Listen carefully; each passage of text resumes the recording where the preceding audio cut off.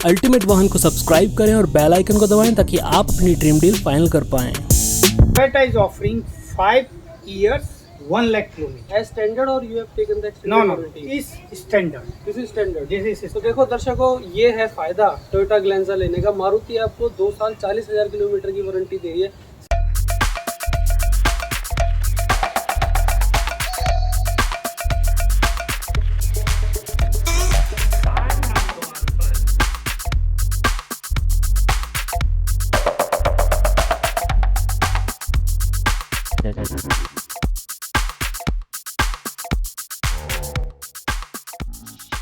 नमस्कार दोस्तों, स्वागत है अल्टीमेट वाहन चैनल की अगली वीडियो में।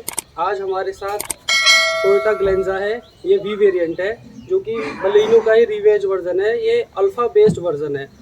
अगर आप बलिनो लेना कंसीडर कर रहे हो या टोयोटा ग्लैंजा कंसीडर कर रहे हो तो आप इस वीडियो को इस तरीके से ले सकते हो।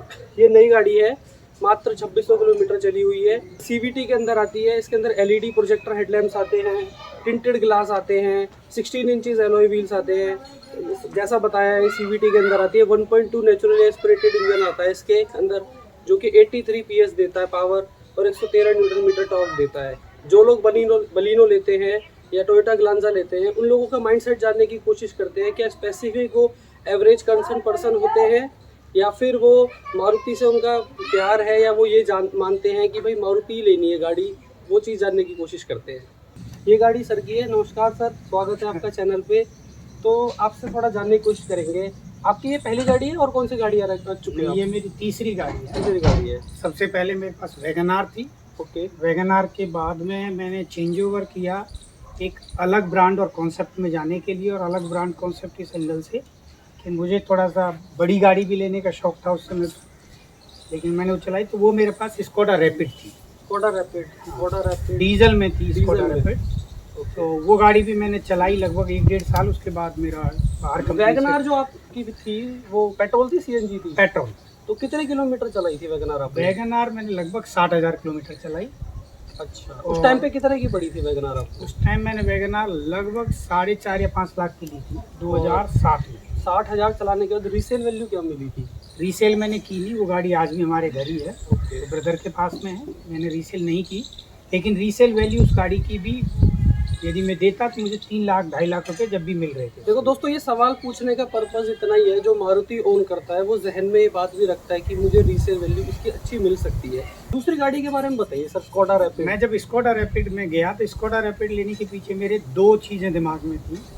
पहली चीज़ तो कि वॉक्सवैगन का ब्रांड भी है बिल्कुल पेरेंट, और दूसरा जो फैक्टर मेरे दिमाग में रहा वो फैक्टर था reliability in term of the safety of the vehicle. तो सर इसी गाड़ी पे क्यों आप तो स्कोडा ऑन करते हो? स्कोडा ऑन करता था, फिर मैं आउट ऑफ कंट्री मेरी पोस्टिंग, आज भी मेरी आउट ऑफ कंट्री पोस्टिंग है।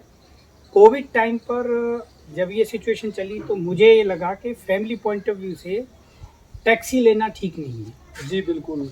क्योंकि टैक्सी में इन्फेक्शंस और वो होने के चांस आपको हैं। इधर मेरा माई डॉटर और my son was going. Okay. And I thought let's go for some variant, जो ऐसा वेरिएंट हो इसको दिल्ली के ट्रैफिक के हिसाब से इजी टू ड्राइव हो और इजी टू पार्क हो, एंड फ्यूल एफिशिएंसी भी हो, और एक लोअर ब्रांड भी उसके साथ हो। तो सर आपने टोयोटा वाले ही क्यों लिया? बलिनो भी तो ले सकते थे। मैं बलिनो भी ले सकता था। मैंने उसको लेकर जब उसकी स्टडी की, one of my friend also working with Maruti, he is a production manager in a senior position in assembly plant in Manesar. I discussed with him also personally, and then he also said that technically specs wise the both cars are same. Yes. But एक आपके दिमाग में vehicle जब आप purchase करते हो 2-3 factors आप दिमाग में रखते हो। रीसेल में मारुति को लेके भी आपको कोई कंप्रोमाइज़ नहीं है, कोई इशू नहीं है। लेकिन टोयोटा एक ग्लोबल ऐसा इस्टेब्लिश ब्रांड है, जब आप आउट ऑफ कंट्री जाते हो ना, आप रोड पर भी गाड़ी देखोगे, आप 10 गाड़ी देखोगे, 10 में से आपको 6 गाड़ी टोयोटा मिलेगी। और टोयोटा और मारुति सुजुकी दोनों जापान ब्रांड हैं। उन दोनों का जब ग्लोबल टाई अप हुआ तो दिमाग में आया कि जब उन्होंने इसके साथ कांटेक्ट किया है तो गाड़ी की रिलायबिलिटी को लेके कोई इशू नहीं होगा, रीसेल कॉन्सेप्ट को लेके भी कोई इशू नहीं होगा, परफॉर्मेंस को लेके भी कोई इशू नहीं होगा। तीसरा फैक्टर जो मेरे दिमाग में था, जो मैंने पहले भी बोला, easy to drive and easy to park. तो सर आपने ये जो वेरिएंट लिया ये टॉप मॉडल है। हाँ, ये मतलब ग्लेंजा नाम से टोयोटा की गाड़ी है और ये टॉप वेरिएंट है। टॉप में भी ये सीवीटी में है, ऑटोमेटिक। तो दर्शकों को बताना चाहेंगे ये बिल्कुल टॉप मॉडल है, इससे ऊपर कुछ नहीं है।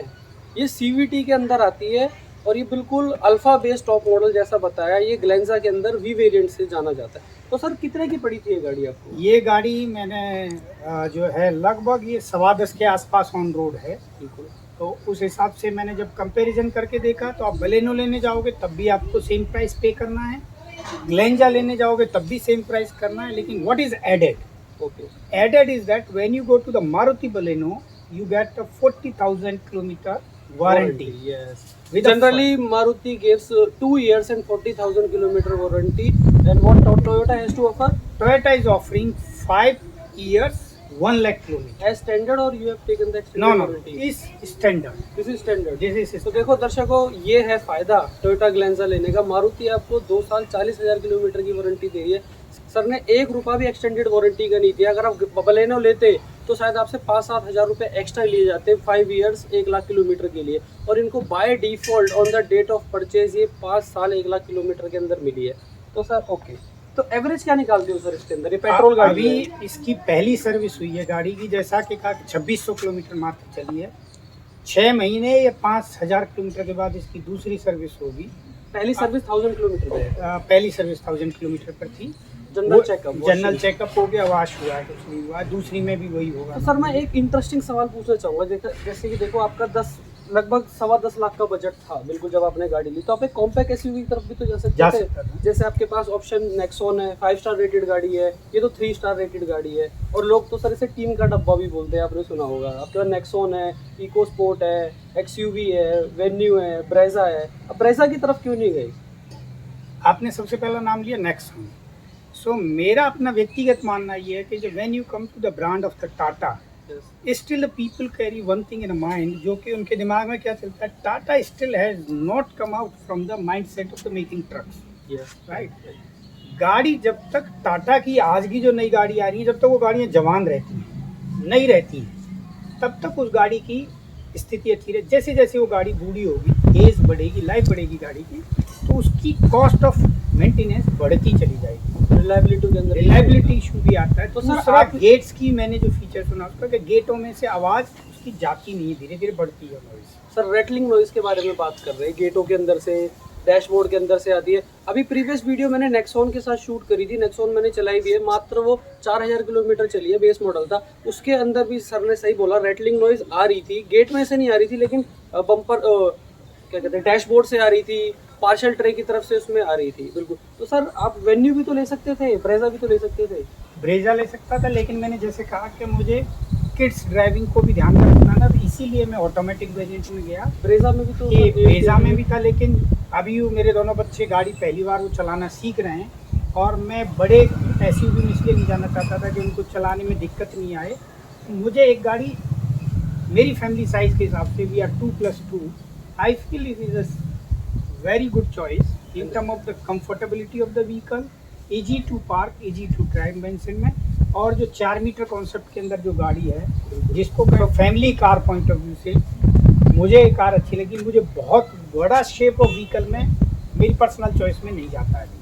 तो दोस्तों इसके अंदर कुछ जो अच्छे फीचर जो टॉप मॉडल में आते हैं, अगर रिपीट कर दो, एलईडी प्रोजेक्टर हेडलैम्प्स आते हैं, डीआरएल आते हैं, टिंटेड ग्लास आते हैं, एलईडी टेल लैम्प्स आता है, ऑटोमेटिक डे नाइट मिरर आता है, ऑटोक्रोमिक मिरर जिसे बोलते हैं, 16 इंचेस ऑफ अलॉय व्हील आते हैं इसके अंदर, और टच स्क्रीन आता है इसके अंदर, ऑटोमेटिक एसी आता है, कीलेस एंट्री आती है, पुश स्टार्ट स्टॉप आता है, ऑल फॉर एडजस्टेबल हेडरेस्ट आते हैं। बस सर आपने 10.25 लाख रुपए खर्चे, आपकी इस गाड़ी में रियर एसी वेंट नहीं है, मैंने भी देखा। हाँ, ये रेसी वेंट नहीं है, उसको आप कह सकते हैं कि this is one of the drawback, down side of the vehicle कह सकते हो। लेकिन जो ऑटोमेटिक वेदर कंट्रोल के पॉइंट ऑफ व्यू से इसका एयर कौन है, उसका जो कूलिंगनेस है, जब आगे से आप उसको सेट कर देते हैं एक टेम्परेचर पर 23 पर या 24 पर 25 पर, तो पीछे वाली जो बैठने वाले पैसेंजर्स हैं उनको भी ये फील नहीं आता है कि गाड़ी कूलिंग नहीं कर रही है। कूलिंग गाड़ी का काफ़ी अच्छा है, एयर कॉन की परफॉर्मेंस काफ़ी अच्छी है।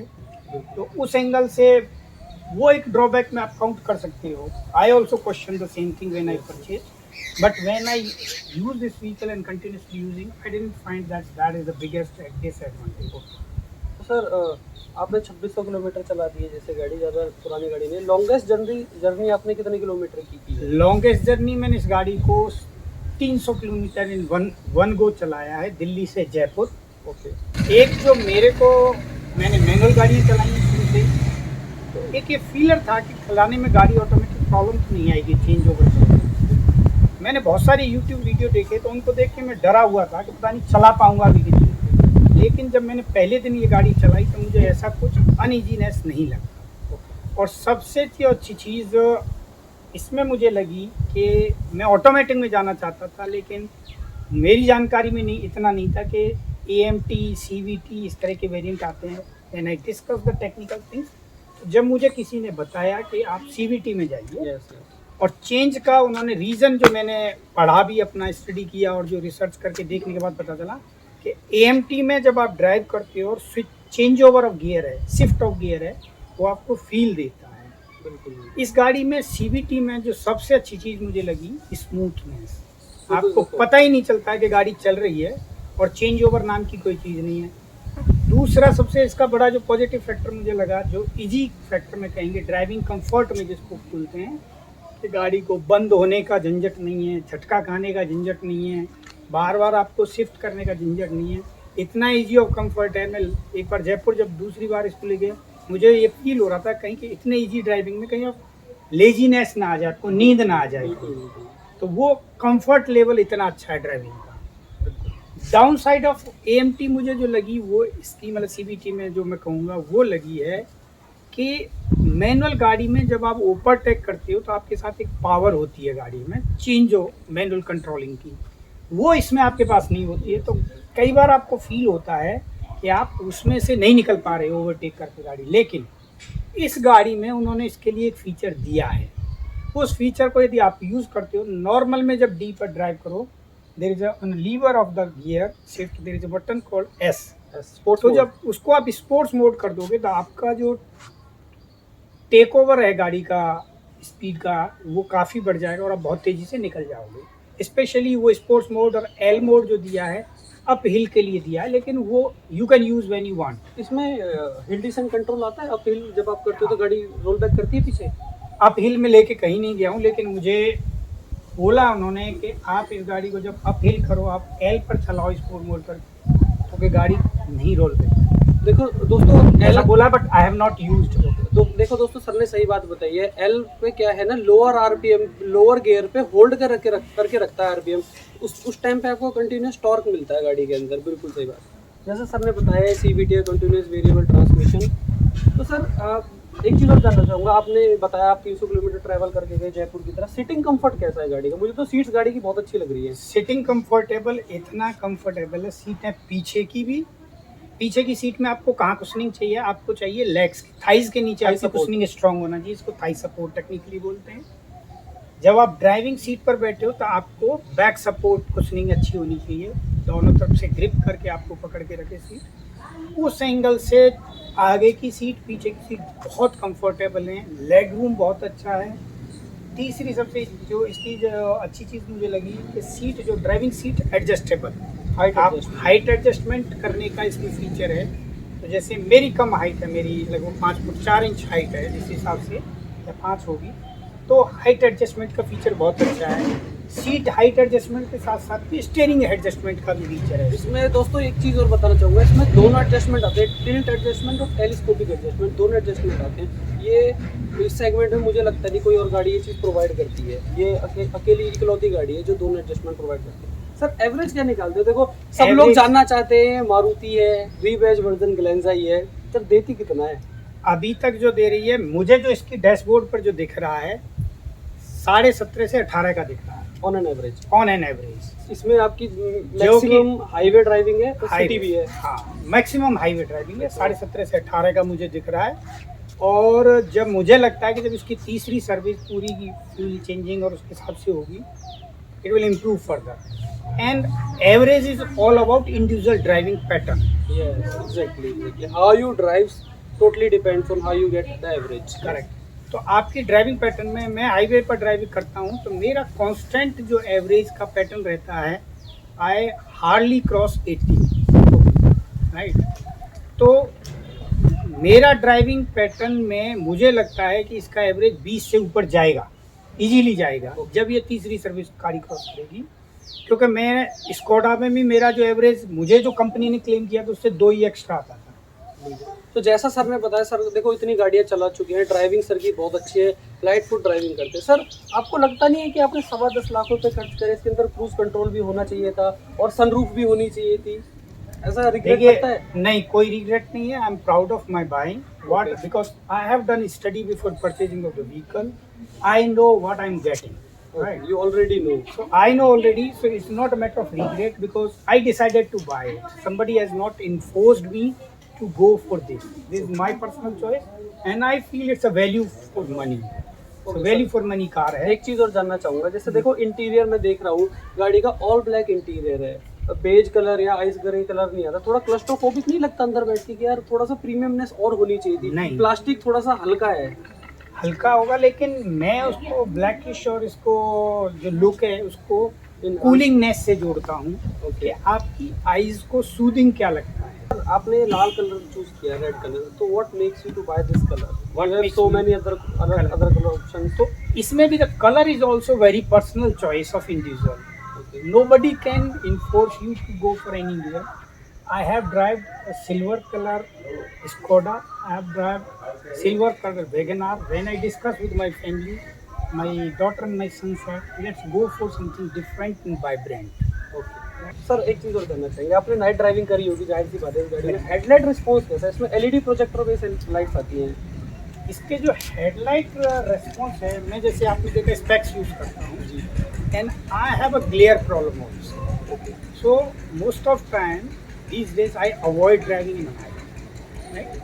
But I found the headlamp response plus जो rear view mirror है, ऑटोक्रोमिक मिरर, ऑटोक्रोमिक मिरर है उसके अंदर, तो आपको जब पीछे से कोई गाड़ी फोकस कर रही है तो आपकी ग्लेयर नहीं आएगी और हेडलाइट रेस्पॉन्स भी इसका बहुत अच्छा है। सर ये तो सर पॉजिटिव हो गए। कोई नेगेटिव आप शेयर करना चाहोगे? जैसे आपने रियर एसी वेंट तो मैंने बताया, आपने भी मेंशन किया, और कोई नेगेटिव? मैंने जैसे एक नेगेटिव में बोला उसका कि ओवरटेक, बाकी मुझे इसमें और कोई ऐसा नेगेटिव फीचर इतना अभी तक मेरी रीडिंग में नहीं है कि मैं जिसको नेगेटिव बोलूँ। हाँ, आप कह सकते हो कि जैसे एयर बैग्स हैं इसमें, गाड़ी पे 2 एयर बैग्स हैं। देखो ना, 10-10.25 लाख रुपए खर्च करने के बाद भी सिर्फ ड्यूल एयर बैग्स आ रहे हैं इसके अंदर।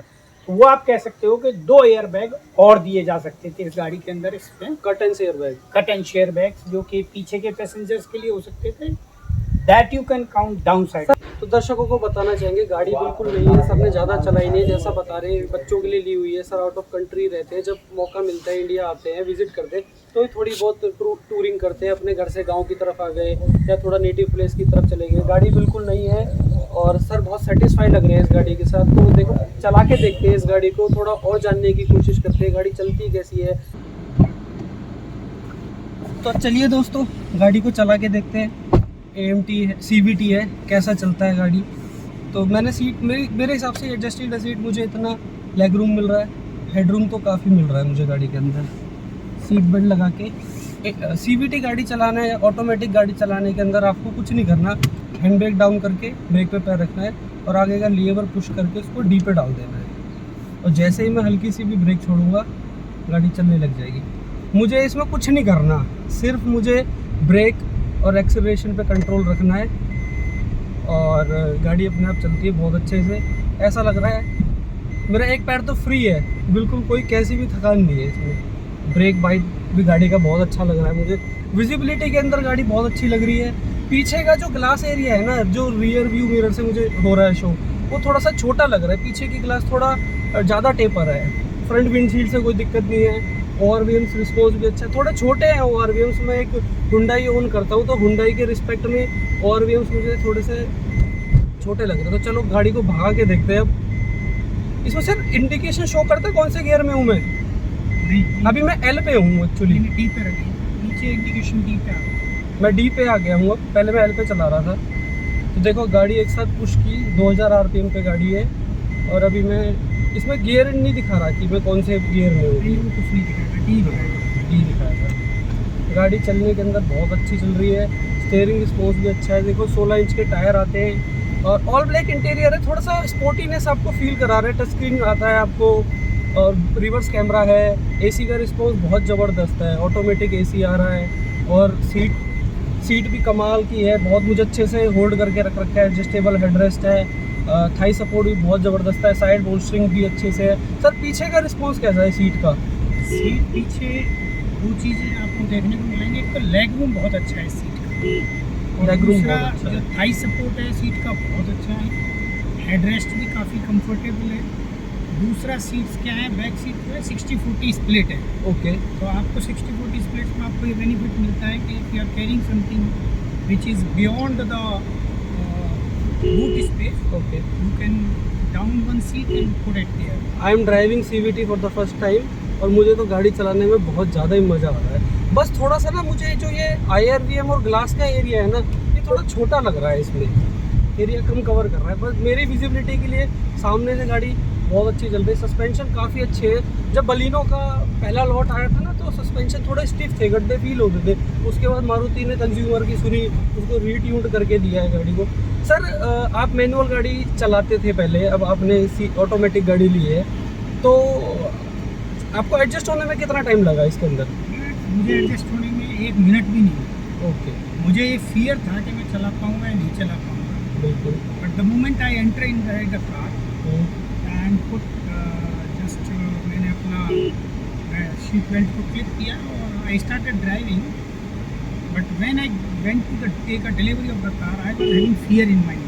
So since I am driving this vehicle for the first time, the moment I enter, I put the seat belt on and put the gear into the D mode and I am good to go. It's very hassle free and very easy. And convenient बहुत है, easiness है driving का। और गाड़ी को एक जो manual के अंदर एक जो जैसे आपका अचानक से स्पीड कम होने पर if you miss the gear shift, गाड़ी नॉट स्टक इमीडिएटली। देखो इस गाड़ी का यही फ़ायदा है, जो बिगनर हैं या तो ओल्ड एज के बंदे हैं उनसे गाड़ी स्टॉल नहीं होगी। ये गाड़ी बंद नहीं हो सकती कभी भी आपसे। और ट्रैफिक के अंदर तो आपकी एक लेग फ्री है। मेरी लेफ्ट लेग बिल्कुल फ्री है। सिर्फ मैं राइट लेग से एक से ब्रेक दबा रहा हूँ और एक से एक्सेलरेशन दबा रहा हूँ। गाड़ी को खींच के देखते हैं गियर कैसे चेंज करते हैं। अभी अब गाड़ी ने गियर चेंज किया। 2500 RPM पे जाके डी मोड पे इसने दूसरा गियर चेंज किया। तो गाड़ी थोड़ा हाई रेव करती है जब आप हार्ड एक्सेलरेशन करते हो। और मुझे कोई भी ना गियर में फील नहीं हो रहा है ऐसा कि कौन से गियर में चल रही, कब गियर बदल रहे, कब RPM डाउन हो रहा है, मुझे कोई अंदाज़ा अभी तक नहीं लग रहा है। थोड़ा सा भी धीरे चल रहा हूँ मैं, खुले में चला के देखता हूँ। ब्रेकिंग रिस्पॉन्स भी गाड़ी का बहुत अच्छा है। देखो ब्रेक तो आपका ब्रेक गाड़ी रुक भी रही है और क्रीप भी ले रही है साथ साथ। जैसे ही आप रोकते हो ब्रेक से और थोड़ा सा भी ब्रेक पैडल से पैर हटाते हो तो गाड़ी उठने लग जाती है। आपको एक्सेलरेशन देने की ज़रूरत भी नहीं है। देखो ये तो एक छोटा बच्चा भी गाड़ी चला सकते हैं। तो देखो जनरली स्कूटी के अंदर भी आपको बता दूं, अगर आप अपना स्कूटी होल्ड करते हो, कुछ हमारे व्यूअर्स ऐसे भी होंगे जिन पर मैनुअल गाड़ी है, बिल्कुल ऐसा लग रहा है स्कूटी है। स्कूटी में भी CVT आता है। तो चलिए हाईवे की तरफ चलते हैं और गाड़ी को चला के देखते हैं। इसको L मोड में भी चला के देखेंगे और D पे भी चला के देखेंगे गियर शिफ्टिंग कैसी रहती है। और देखो मैं हार्ड पुश कर रहा हूँ, गाड़ी अब 2500 RPM पे है। अब गियर आया, गियर लगा। तो ये स्मूथ चल रही है गाड़ी, बहुत ही ज़बरदस्त किस्म का CVT है। सर आपको तो ये पूरे मज़े आ रहे होंगे इसके अंदर CVT पे। बिल्कुल बहुत कंफर्टेबल है। Easy to drive, easy to park, दो चीज़ें जो गाड़ी की मैं चाह रहा था। वेरी स्मूथ, मतलब कोई भी ना नॉइज़ नहीं है अंदर गाड़ी के। ये 4 सिलेंडर इंजन गाड़ी है, 1.2 के साथ आती है, 83 PS और 113 Nm टॉर्क। और गाड़ी ना चलने में बहुत ज़्यादा स्मूथ है, बहुत ज़्यादा ज़बरदस्त चल रही है गाड़ी ये। अब इसको L मोड में चला के देखते हैं। L मोड में थोड़ा सा तेल ज़्यादा खाती है, लेकिन पावर देखते हैं, एकदम से सड़ जाया पावर का। अब देखो हायर RPM पे गाड़ी जा रही है और फिर सडनली गियर चेंज कर रही है। मतलब ये होल्ड, ये बिल्कुल सर बिल्कुल ये ना आपका ना इंक्लाइंड के लिए ही बना है। ये प्लेन रोड पे तो 4-4 हज़ार रुपये गाड़ी को होल्ड कर रही है। तो दोस्तों गाड़ी चलाने के बाद इनिशियल थॉट्स, फाइनल वर्डिक्ट की तरफ जाते हैं। देखो गाड़ी मैंने चला के देखी, मुझे गाड़ी बहुत अच्छी लगी। CVT के अंदर गाड़ी बहुत अच्छी चल रही है। गियर शिफ्टिंग कब हो रही है कब नहीं हो रही नहीं पता लग रहा उसका। तो बिल्कुल आप इस गाड़ी को कंसीडर कर सकते हो, ये आपकी बेस्ट बाय गाड़ी बन सकती है। और रीसेल वैल्यू भी इसकी बहुत अच्छी मिलेगी। टोयोटा के अंदर आती है तो आपको सर्विसेज भी बहुत अच्छी मिलेगी, अच्छी वारंटी मिल रही है इसके अंदर, फुल सेटिस्फेक्शन मिलेगा, सर्विस से पूरे सेटिस्फाइड है और गाड़ी चलने में भी बहुत अच्छी लगी मुझे। तो प्लीज़ हम ऐसे ही वीडियो को देखते रहिए, चैनल को सपोर्ट कीजिए, डू लाइक शेयर सब्सक्राइब।